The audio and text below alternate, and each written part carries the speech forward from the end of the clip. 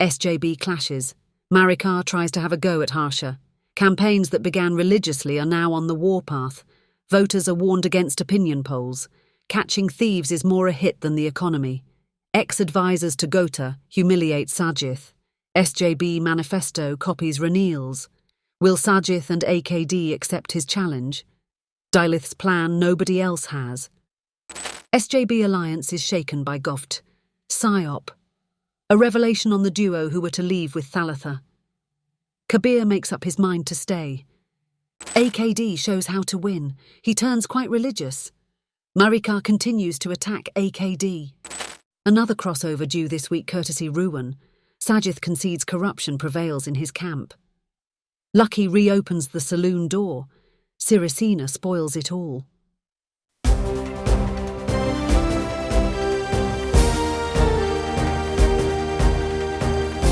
The leader, දේශයට මග කියන ප්‍රවෘත්ති පෙළගැස්ම. SJB clashes. Marikkar tries to have a go at Harsha. While spending a better part of the past week on religious engagements, presidential candidates also courted the media, whom they cannot do without. President Ranil met media heads at Cinnamon Grand, while Namal did likewise at the Hilton. Sajith, too, met media heads. Thereafter they focused on the voters, holding rallies across the country. Thousands are attending, with participants transported by bus from various parts. Going by the video footage of the crowds at these rallies, it is very difficult to surmise the winner. All the candidates claim they will win. In the meantime, opinion polls are coming out one after another, claiming a candidate of the pollsters' choice to be the frontrunner. It has now become quite a headache for the Election Commission. It requests the people not to get misled by the predictions given by pollsters. Its chief, Suman Sri Ratnayake, urges them to refrain from changing their stand merely on the basis of these surveys. Anyway, critics say the NPP is the trend presently. It is said that certain gem merchants of Ratnapura are betting millions on an AKD win. By the way, the election is drawing the attention of two key issues. One is catching thieves and commission takers among politicians and government officials, with Arjun Mahendran to be brought home. AKD is leading with that promise. Sajith, too, has promised to eliminate fraud and corruption. But some doubt it after he accepted a corrupt SLPP set into the SJB. He is also accused by AKD of accepting funds from racketeers. But his campaign manager Senasinghe says AKD didn't catch a single thief during the period he headed an anti-corruption committee during the good governance time. Anyway, both AKD and Sajith target Ranil with that promise, because even Namal says the SLPP's set of thieves are now with him. But critics who are loyal to Ranil say catching thieves alone cannot revive the country. The second issue at this election is the economic crisis, the fear of a return of the period of queues. Encouraged by what is happening in Bangladesh, Ranil's social media team creates that phobia in the society. His Puluvan campaign promotes him on the grounds that he ended the queues after Aragalaya. Not only Ranil, but the SJB's economist trio Harsha, Iran and Kabir also say they have solutions to the crisis. But AKD asks if a camp joined in by economic assassins who had misled Gota could be trusted to bring economic development. It is about the IMF that the focus is on. According to certain media, the SJB is having an internal clash over it. Lanka News reports that it surfaced at the SJB's election committee meeting on the 24th. Marikkar strongly opposed the inclusion of Ranil's authoritarian actions in the policy manifesto of Samagi Jana Sandanaya by Harsha and Iran.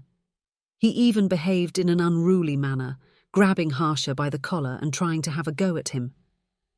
Others stopped him from going ahead.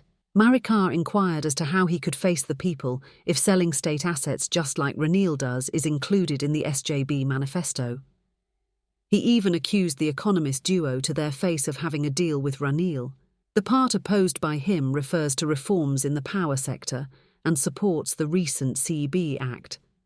But Marikkar refutes the Len report and says he didn't even attend the meeting in question.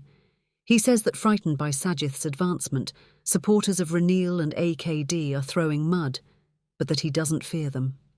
The pact with the IMF is a widely discussed topic in the election platform. Sajith and his economist trio say a SJB government will revisit the agreement to favour the people. They even had several rounds of talks with IMF officials. But Harsha is worried by what two Indian economists said during the conference in Colombo last week, organised by Lucky. He complained to Sajith and said he would stop talking about the economy and devote his time to the electorate and his countrywide campaign. But Ranil and government politicians stress the IMF pact cannot be changed in any way. Their economic experts warn of a return of the period of queues if that was done. As a last resort, Ranil challenged Sajith and AKD to have a conference with the IMF via Zoom. Addressing a UNP convention yesterday, 25, he said the two would then get an opportunity to tell the IMF how they would manage the economy. The proceedings should be made public for the people to see, added Ranil. He went on to say that when Greece tried to do that, the IMF refused and said the only option was for them to leave the pact. එක්සත් ජාතික පක්ෂය අපි කියන්නේ බලය තියනවා නම් අපි කියන්නේ මේක අපි ඉදිරියට ගෙනියනවා කියලා. මොකද්ද සජබේයි ජනතා විමුක්ති පෙරමුණ කියන්නේ යන්නේ? මේක සංශෝධනය කරනවා. එතකොට ඒගොල්ලෝ මුදල් දෙන එක නවත්තනවා එන අවුරුද්දට. මේ ඩොලර් මිලියන 700 නැති වුණා මේක එතනින් ඉවරයි.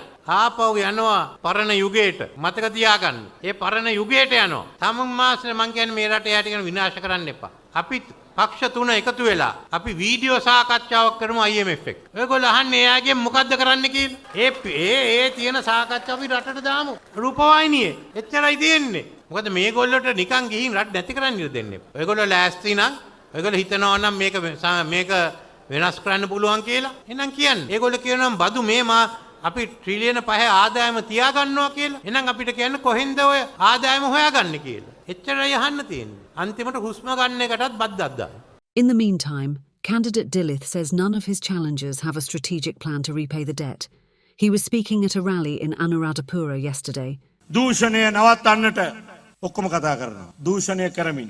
ඔබ දැක්කා ජනාධිපති අපේක්ෂකවරුන්ගේ මාසික ආදායම. අපිට දුක හිතුණා. මට ඔක්කොම ගැන දුක හිතුණා. හරිම පව්. ඒගොල්ලෝ මාසෙට ලක්ෂෙන් දෙකෙන් ජීවත් වෙන්නේ. ඕගොල්ලන්ට ජීවත් වෙන්න බැරි ගාණින් ඒගොල්ලෝ ජීවත් වෙනවා. මේ මොකද්ද වෙලා තියෙන්නේ?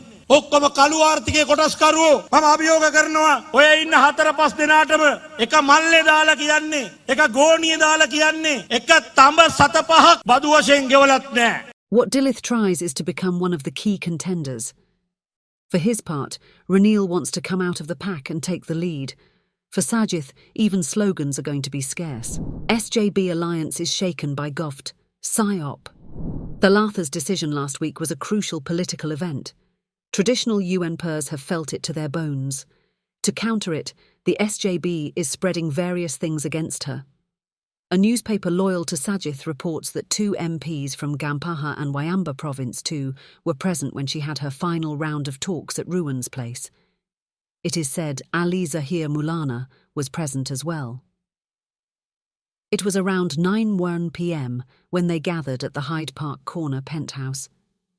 Ranil arrived an hour later and stayed until 10:30. They had dinner ordered from a leading Colombo hotel. In addition to Thalatha, Kabir too was approached in recent days. He came under intense pressure as he received many a phone call. To escape it, he kept his mobile phone switched off for 2 days. Then, Kabir said that he too once believed the SJB and the UNP should align, but that the time has passed for that now. He has told a Nida newspaper that Sajith's SJB is not the old UNP, but has a new vision, although it had its roots on UNP principles.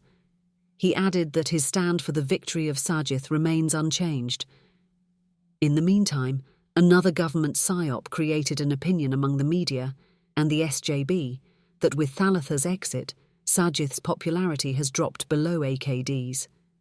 That has been a success according to sources in that party, with some party leaders in the SJB-led alliance becoming concerned. It will be seen in a matter of around 2 weeks if Sajith has lost ground. AKD shows how to win. The MPP candidate visited the Dalada Maligawa, Atamasthana in Anuradhapura, and other key religious places and called on the top prelates as well. Meetings with Catholic and Islamic representatives too happened. Now, The SJB is attacking AKD over his visits to religious places, with Marikkar saying he cannot come even close to Sajith by doing all that. AKD answered his critics by bringing thousands of monks together at the youth council in Marikkar. For the first time on the election stage, he took a measure of his vote base. His calculation is that Sajith received votes at the last presidential polls because people feared Gota would sow seeds of racism and become a dictator. That accounts for more than 3 million out of the 5.5 million votes he received. There are around 8 million votes that don't belong to a particular party. Also, 1.2 million new votes were added. A maximum of 4 million votes will belong to a party. The MPP attracts a vast majority of the 13 million other votes. So we have more than 7 million votes statistically and even more politically, added AKD. Previously, he urged voters to vote and see the results. Now he says he has already won. Another crossover due this week, courtesy Ruwan. The SLPP ones, who are now with Ranil, hold regular meetings nowadays to discuss how to have a safe political future for them. While admitting the talks, one participant said the general agreement is not to reveal anything that was discussed.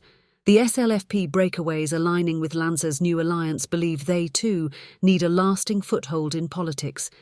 It is said that a grouping by them is in the offing after the election. It is to be led by PM Dinesh or another SLPP senior.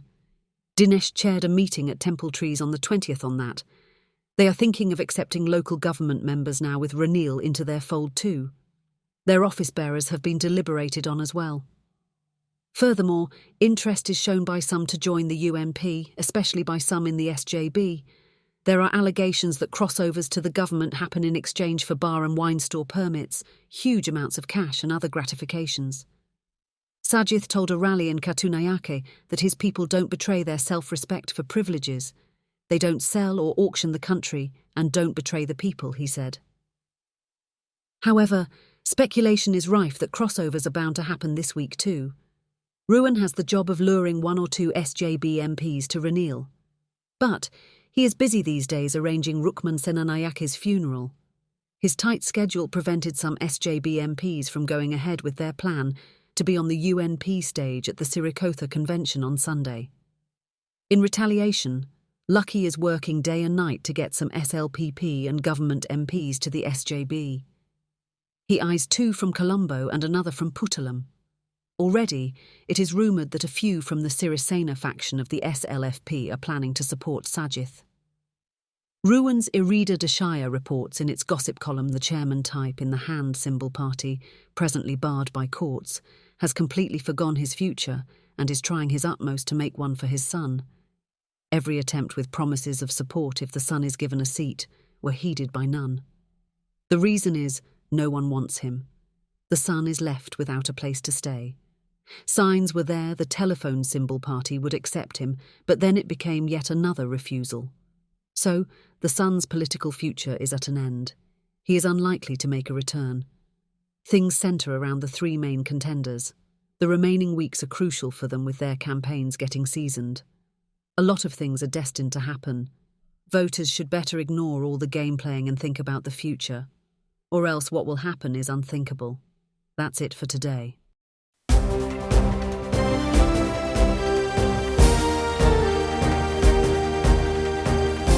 The Leader දේශයට මග කියන ප්‍රවෘත්ති පෙළ ගැස්ම